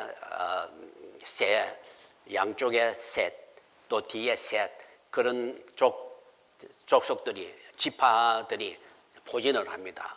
그리고 이렇게 포진을 다 하고 성막이 지어지면 하나님이 다시 돌아와서 이 성막 중에 우리들 가운데에 다시 돌아오십시오. 우리 가운데 다시 거주해 주십시오라고 하는 말을 지금 드리고 있다라고 하는 것입니다. 그래서 광야에서도 항상 하나님이 이처럼 이스라엘 백성들을 보호하면서 자기가 전쟁을 치면서 그렇게 나서고 있다는 것입니다. 자, 가나안을 정복할 때 봅시다. 가나안을 정복할 때에 이제 여리고 전쟁에서도 우리가 너무 잘 알죠. 괴가 앞장섭니다. 맨 앞에는 제사장이 나팔을 불고 서지만은, 그러나 그 다음에 이제 괴를 메고 그 제사장이 나갑니다. 첫 번째는 7바퀴 돌죠. 하루에 한 바퀴, 마지막 날에는 7바퀴. 그러고 함성을 지르자 성이 무너졌습니다. 그것은 하나님이 직접 이 여리고성을 정복하는 모습이다라고 생각을 할 수 있습니다. 자, 가나안 정복에서도 여러 전쟁이 몇 번의 전쟁이 있었는데 이것도 전부 다 여호와께서 전쟁하는 것으로 묘사를 하고 있습니다. 예를 들어서 여호수아 10장 14절에 보면 기브온 전쟁입니다. 기브온이 이스라엘 사람들과 언약을 맺었을 때에 그 주변에 있는 5 왕들이 이제 모여서 이 기브온을 칩니다. 그래서 소식을 들은 여호수아가 달려가서 전쟁을 하는데, 이때에 그 많은 5 왕들의 이 무리들을 그들을 싸웠는데, 누가 싸웠는가 하면 여호수아 10장 14절에 여호와께서 이스라엘을 위하여 싸우셨습니다 했습니다. 10장 42절에도 보면 여호와께서 이스라엘을 위하여 싸우셨으므로 여호수아가 이 모든 왕들과 그들의 땅을 단번에 빼앗았다 했습니다. 그리고 이제 마지막 모든 정복을 끝내고 또 그 분배를 하고 난 뒤에 이제 사람들이 또 자기 각지로 흩어지죠. 그때에 여호수아가 이렇게 고백을 합니다. 여호수아 23장 3절에 너희 하나님 여호와께서 너희를 위하여 이 모든 나라에 행하신 것을 너희가 보았거니와 너희 하나님 여호와께는 너희를 위하여 싸우신 것이라. 가나안을 정복할 때 이스라엘 백성들이 싸운 것이 아닙니다. 여호와가 싸웠어. 그처럼 이스라엘에게 정복을 주었다. 나 땅을 줬다라고 이야기를 할 수 있겠습니다. 자, 법궤가 예루살렘으로 입성을 할 때에 하나님이 전쟁하시는 분으로 묘사하고 있는 거, 아주 이렇게 그 왕이신 하나님의 극치를 묘사하고 있습니다. 다윗이 법궤를 예루살렘 옮길 때의 모습은 죄가 법궤가 시내산에서부터 출발해서 여태까지 오면서 항상 방랑을 했습니다. 물론 광야 생활에서는 여기저기 많이 떠돌아다녔습니다. 이제 가나안의 정복에서도 여기저기 많이 이제 돌아다녔습니다. 그 길갈에 있었고, 또 세겜에 있었고, 또 실로에 있었고, 나중에 기브온에 있었고, 또 법궤가 기럇 여아림에 있었고, 여러 가지 여기저기 많이 돌다가 이제는 다윗이 예루살렘을 정복하고 난 뒤에 첫 번째로 한 일이 법궤를 예루살렘으로 옮기는 것입니다. 이제 출애굽 이후에 하나님의 모든 방랑 생활을 끝내고 여호와께서 직접 이 예루살렘에 등극하셔서 예루살렘의 왕으로 통치하시게 하는 그 작업을 이 다윗이 지금 하고 있는 것입니다. 자, 이렇게 법궤를 옮겨올 때의 모습을 노래한 곳이 있습니다. 시편 68편입니다. 자, 시편 68편은 다윗이 법궤를 예루살렘으로 옮겨오면서 부른 노래입니다. 예를 들면 68편 25절에 보면 소고치는 처녀들 중에서 노래 부르는 자들은 앞서고 악기를 연주하는 자들은 뒤따르나이다. 자, 이것은 법궤 앞 뒤에 처녀들이 춤을 추고 또 악기를 연주하는 사람들이 뒤따르고 앞서고 뒤따르고 하면서 법궤를 모시고 오는 것입니다. 그런데 이것을 하나님의 행차이시고 왕의 행차로 봅니다. 68편 24절에 보면 하나님이여 그들이 주께서 행차심을 보았으니 이스라엘 사람들이 주님이 법궤 오는 것은 바로 주님이 행차하는 것이다 라고 보았습니다. 곧 나의 하나님, 나의 왕이 성소로 행차하시는 것이라. 이제 예루살렘에 하나님이 계실 그곳으로 행차하는 것이다 라는 것입니다. 법궤는 바로 하나님 임재 장소이기 때문입니다. 자, 그런데 하나님이 이제 예루살렘에 등극하신데 왕으로 등극하십니다. 이 예루살렘의 시온산은 하나님의 성전이 지어질 법궤가 놓여질 이 시온산은 하나님이 통치하는 산이 됩니다. 그러므로 이 산이 높은 것을 이렇게 묘사하고 있습니다. 시편 68편 15절에 보면 바산의 산은 하나님의 산이며 바산의 산은 높은 산이로다. 바산이라는 것은 지금 여러분 골란 고원을 말합니다. 여러분 그 옛날 6.1 전쟁 때에 이스라엘이 시리아로부터 골란 공원을 차지했죠. 그 골란 공원 요르단 동편입니다. 옛날에 시리아 땅이었는데 지금 이스라엘 차지하고 있는 것입니다. 바로 갈릴리 동북쪽에 있습니다. 요르단 동쪽에. 자, 그 바산 지역은 고원지대고 굉장히 높은 지대입니다. 그리고 그 위에 좀 더 올라가면 이제 큰 산이 있는데 바로 헐몬산이 있습니다. 자, 이 헐몬산 굉장히 높은 산입니다. 뭐 세상에도 높은 산들이 많죠. 그런데 이것은 그냥 산을 두고 하는 말이 아닙니다. 이것은 통치권, 통치자, 통치권을 산으로 비유하는 것입니다. 68편 16절에 보면 너희 높은 산들아 어찌하여 하나님이 계시라는 산을 시기하여 보느냐. 하나님 계시려고 하는 산은 시온산입니다. 여러분 지금 예루살렘에 가면 예루살렘 성전산, 옛날에는 시온산으로 불렸죠. 그 성전산은 높지 않습니다. 감람산보다도 더 낮고요. 그런데 그렇게 높지 않은 볼품없는 산을 다른 높은 산이 시기하여 본다는 말이 뭡니까? 그것은 바로 여호와께서 이 산에 영원히 왕으로 통치하는데 그 통치권이 높다는 것입니다. 크다는 것입니다. 그러므로 온 세상의 통치권이, 온 세상의 통치자들이 이 하나님의 통치권을 시기하여 보는, 예루살렘을 시기하여 보는 것입니다. 왜냐하면 예루살렘을 통치하는 하나님이 너무 높기 때문에, 통치권이 너무 높기 때문에. 자, 그런데 이 하나님은 단순한 왕이 아닙니다. 개선 왕으로 묘사하고 있습니다. 시편 68편 17절을 봅시다. 하나님의 병거는 천천히요 만만이야. 주께서 그 중에 계심이 시내 산 성소에 계심 같도다. 여러분 법궤가 지금 예루살렘에 오고 있는데 병거 그리고 군사들이 따라오고 있습니까? 아닙니다. 다윗이 군사를 따르고 오지 않았습니다. 제사장들이, 레인들이 앞장서고 둘러서고 그리고 모든 그냥 민간인들이 쫙 뒤따르며 즐거워하면서 지금 오고 있는 것입니다. 병거들이 없습니다. 군대가 아닙니다. 그런데 이 병거 군대는 무엇이냐? 하나님이 천군 천사들 자기 군대를 데리고 오는 것입니다. 사람들은 그냥 사람들이 따라오지만 하나님은 왕으로서 자기 군대를 거느리고 이제 저 따라오는데 이것은 시내산 성소와 같아 있습니다.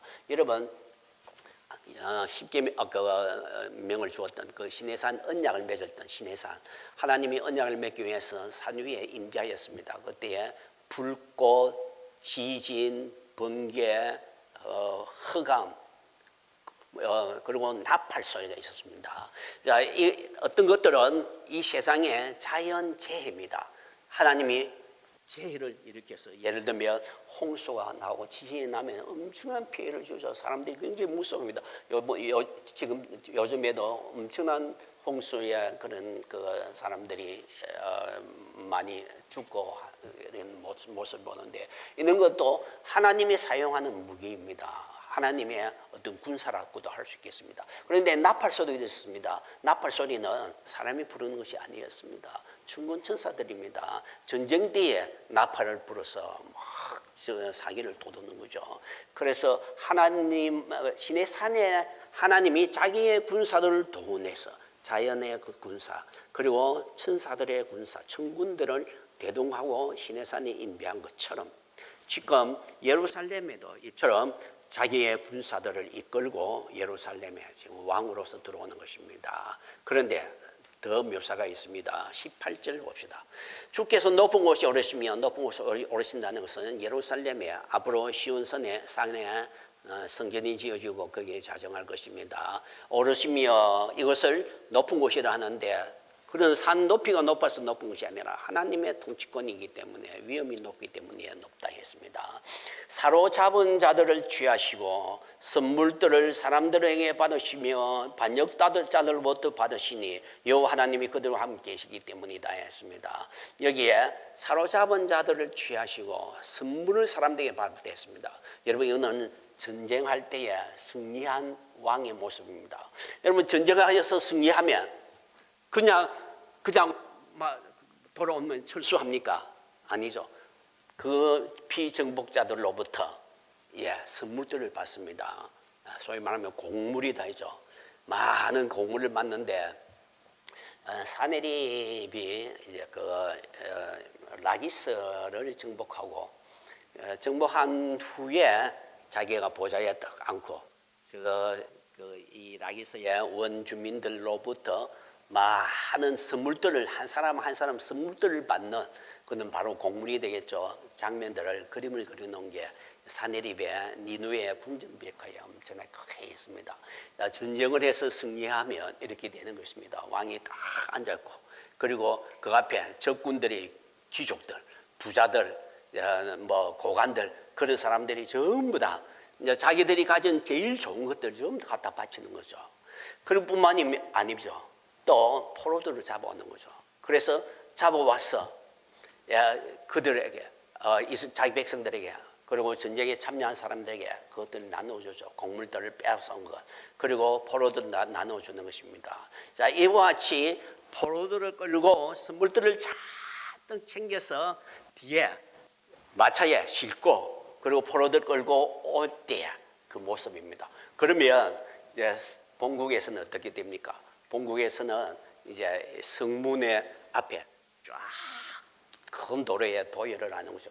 여러분 로마와 헬라 도시를 보면 이제 대도로가 있습니다. 큰 그 도로, 큰 도로 메인 중심 도로가 있는데 그 문에서부터 시작됩니다. 물론 문 밖에도 메인 간선도로가 이어지면서 성문으로 그 간선도로 들어오고 성 안에 그 간선도로가 쫙 가면서 옆에는 그 칼럼 석주들이 쫙 놓여있고 그 석주에 지붕을 해서 거기에 도로에 장사도 하고 사람들이 놀고 하는 데죠. 그런 큰 거리를 일부러 만들어 놨습니다. 그리고 저기에 가면 이제 크게 이제 플랫폼을 만들어 놓은 거죠. 그 플랫폼에 장군이 왕이 전쟁을 해서 군사를 끌고 들어오면 자기의 도성으로 들어오면 사람들이 전부 다 종려가지를 들고 가서 맞이합니다. 환호하고 그리고 승리의 왕을 자축하는 것입니다. 그러면서 이제 이 왕이 군사들을 끌고 그 뒤에는 곡물들 받은 곡물들을 마차에 잔뜩 싣고 그리고 그 뒤에는 또 포로들을 끌고 오는 거죠.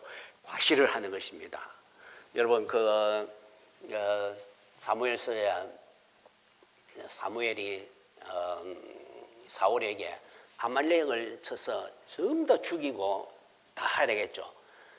그 짐승들까지도 다 죽이려 했습니다. 그런데 사울이 죽이지 않았습니다. 그리고 왕도 사로잡고 그리고 짐승들도 다 가져왔습니다. 핑계는 이 짐승들을 제사를 드리기 위해서다라고 하지만 그거는 거짓이라고 생각합니다.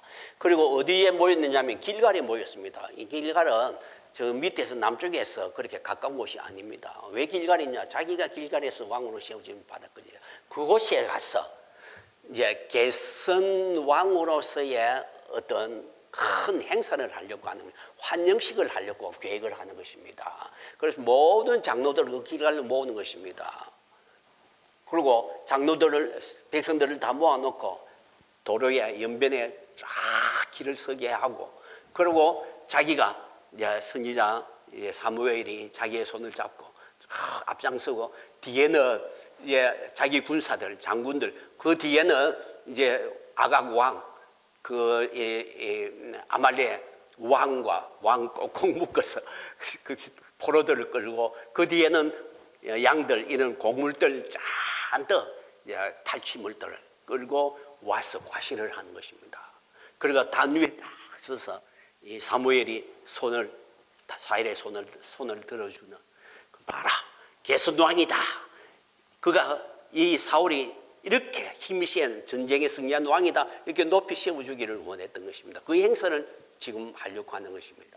하나님이 왕이고 하나님이 전쟁을 해서 승리했다는 것 그것을 깡그리 이렇게 무시하고 지금 한 그런 행동이다라고 생각되십니다. 여러분 그 로마에 가면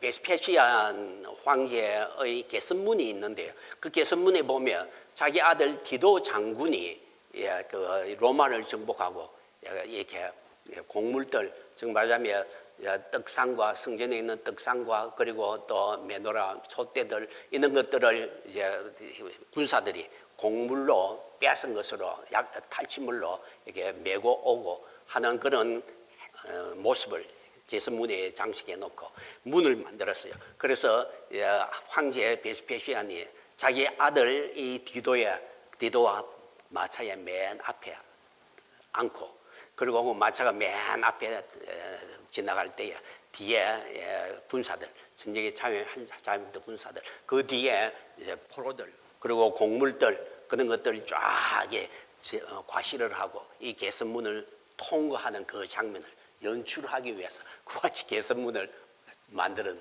그런 것을 이렇게 볼 수 있는 것입니다. 이처럼 하나님이 개선왕으로서 포로를 사로잡고 그리고 공물을 받아서 이렇게 들어오는 입성하는 그런 모습을 그리고 있습니다. 그러면 하나님이 언제 전쟁하셨느냐? 이 하나님의 전쟁은 이집트에서부터 시작되었습니다. 자, 이집트에서 보면 하나님이 이집트 백성을 심판하고 그리고 내 군대 내 백성을 이 땅에서 인도해 내게 됐습니다. 이스라엘 백성들을 자기의 군대다 했습니다. 왜 군대라 했느냐라고 하면 그것은 전쟁이기 때문에. 자, 그리고 출애굽기 12장 41절에 보면 430년이 끝나는 날 여호와의 군대가 애굽에서 나왔습니다. 여호와의 군대가 애굽에서 나왔습니다. 41절입니다. 왜 군대다 했느냐? 전쟁이었기 때문에. 그래서 이집트와의 그 10가지 그 재앙들 모두 다 전쟁으로 간주하는 것입니다. 또 출애굽기 14장 14절에 홍해 앞에서도 너희는 가만히 있어 여호와가 싸우시는 것을 보라 싸우시리니 했습니다. 그리고 14장 25절에도 보면 이 여호와가 이스라엘 사람들을 위하여 애굽 사람을 친다 했습니다. 그래서 이 모든 과정을 보면 전쟁이다 라고 자꾸 이야기할 수 있겠습니다. 또 광야에서 아말렉과 전쟁을 했고요. 그리고 요단강 동편에 아모리 왕 시온, 바산 왕 옹을 쳐부수었고요.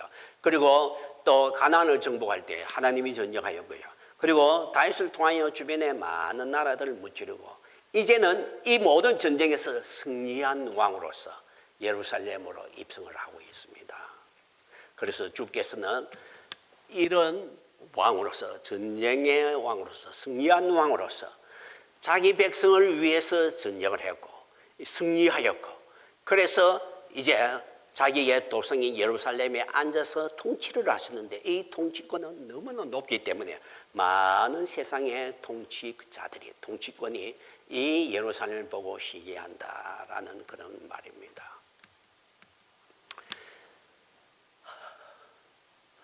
이 부분만 하고 끝냅시다. 자, 왕으로서 하는 세 번째 일은 백성에게 복을 주는 것입니다. 복지를 주는 것입니다. 왕이면 왕의 목적은 백성들에게 먹을 것을 주는 것입니다. 백성들이 전쟁에서 적군의 약탈에서부터 어려움이 없이 편안하게 거하고, 그리고 그들이 배부르게 먹는 것, 복지입니다. 이것을 하나님이 왕으로서 주신다라는 것입니다. 그래서 하나님이 이스라엘 성전에서 대제사장에게 그렇게 명령합니다. 너희는 내 이름으로 이스라엘 자손을 축복하라. 대제사장이 지성소에 들어가서 하나님 만나고 나와서 이제 백성들을 향하여 축복을 해 주는 것입니다.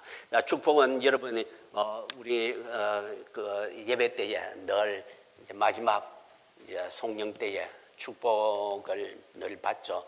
여호와는 내게 복을 주시고 너를 지키시길 원하며 하는 그런 축복을 대제사장이 하도록 했습니다. 자, 그리고 에스겔서에서 하나님 보좌에서 앉으신 분으로 나오는데요. 자, 에스겔 1장에 보면 그 그룹이 저 북쪽에서부터 내려옵니다. 즉 말하자면 예루살렘에 있는 그 하나님이 그룹을 타시고 바벨론에 옵니다. 그발강가에 오는데 그는 이 그룹 위에 보좌에 앉으신 분으로 나타납니다. 에스겔 1장 26절에 보면 보좌 형상 위에 한 형상이 있어 사람의 모양 같더라. 보좌 위에 하나님이 앉아있는 그런 모습을 묘사하고 있습니다. 그런데 왜 하나님이 이처럼 여기로 왔을까? 그룹은 성전에 있는 천사들입니다. 그런데 성전에 있는 그 천사들 그룹을 타시고 왜 하나님이 이 바벨론으로 오실까? 그 오신 목적이 있습니다. 에스겔 11장 16절입니다. 자, 에스겔서 8장에서 12장까지 여러분 보면 하나님이 그룹을 타시고 이 예루살렘을 떠날 수밖에 없는 예루살렘의 죄악들, 그래서 예루살렘을 떠납니다. 그룹을 타시고 떠납니다. 그리고 어디로 오는가 하면 그발강가로 오는 거죠. 그래서 이렇게 하나님이 예루살렘을 떠나서 이 바벨론으로 오는 목적을 이렇게 이야기합니다. 에스겔 11장 16절. 그런즉 너는 말하기를 주 여호와의 말씀에 내가 비록 그들을 멀리 이방 가운데 쫓아내어 여러 나라에 흩었으나 그들이 도달한 나라에서 내가 잠깐 그들에게 성소가 되리라. 그러면서 지금 그룹을 타시고 이제 성전은 예루살렘 떠나고 있습니다. 바벨론으로 오기 위해서죠. 하나님이 자기 백성이 있는 곳으로 옵니다. 예루살렘에도 아주 남아 있는데도 불구하고 예루살렘 사람들은 남은 자들이 아닙니다. 진짜 남은 자들, 이 바벨론에 포로로 잡혔는 그들에게 성소가 되기 위하여, 그래서 그들을, 이 바벨론에 있는 그들을 하나님은 와서 보호하고 그들을 지키다가 나중에 이제 이끌고 돌아오는 것입니다. 바벨론에서 이 백성들을 이끌고 돌아오는 모습은 마치 제2의 출애굽 같은 것입니다. 여러분 이사야 40장 보면, 그리고 42장, 43장 계속해서 보면 하나님이 이스라엘 백성들을 이끌고 광야로 통과해서 다시 돌아오는 모습, 출애굽보다 더 영광스러운 모습입니다. 엄청나게 영광스러운 모습으로 왕이 자기 백성을 보호하기 위해서 저 애굽에 내려간 보다도 바벨론에 가서 자기 백성을 보호하고, 그리고 자기 백성을 이끌고 다시 돌아오는 그런 모습이다라고 이야기할 수 있겠습니다.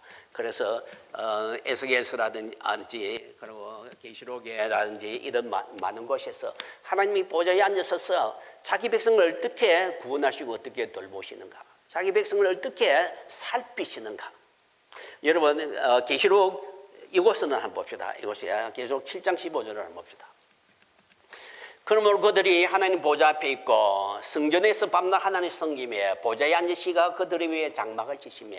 자, 여기에 하나님 보좌에 앉을 때 있습니다. 성전입니다. 성전 안에 보좌에 즉 법기 위에 하나님이 앉으신 분이죠. 그리고 그들에게 장막을 쳤다는데 이 장막은 스케인에 즉 말하자면 성막을 의미합니다. 그리고 7장 16절에 그들은 다시 줄이지 않고 목마르지 않고 뜨거운 데 상하지 않는다 했습니다. 그리고 7장 17절에 보좌 가운데 계신 어린 양이 그들의 목자가 되어서 그들을 생명수로 인도한다 했습니다. 하나님이 그들의 눈물을 씻어준다 했습니다. 여러분, 성전에 보좌에 앉으신 분은 무슨 분만이 아닙니다. 왕으로서 자기 백성을 심판하고 막 때리고 막 그런 분만 아닙니다. 전쟁을 하든 무슨 분입니다. 적군을 향하여 사정없이 전쟁을 해서 치고 하는 분입니다. 그런데야 자기 백성을 또 보호하는 분입니다. 자기 백성이 좋은 것을 주는 분입니다. 그들의 눈물을 씻어주고 그들에게 생명수로 인도하고 그들에게 좋은 것을 주는 그런 분이다 하는 것을 우리가 알아야 되겠습니다. 제가 오늘 준비한 것은 또 속죄소인데 법계만 이야기하면 만족입니다. 법계는 여기 제가 무슨 것만 자꾸 이야기했는데 하나님 심판만 이야기했는데 이제 하나님의 사랑, 하나님의 은혜를 이야기해야 될 차례인데 속죄소에서 그것을 봐야 됩니다. 그래서 저는 준비를 속죄소까지 다 했는데 차질이 생기네요. 그래서 속죄소는 다음 주에 또 하도록 하겠습니다.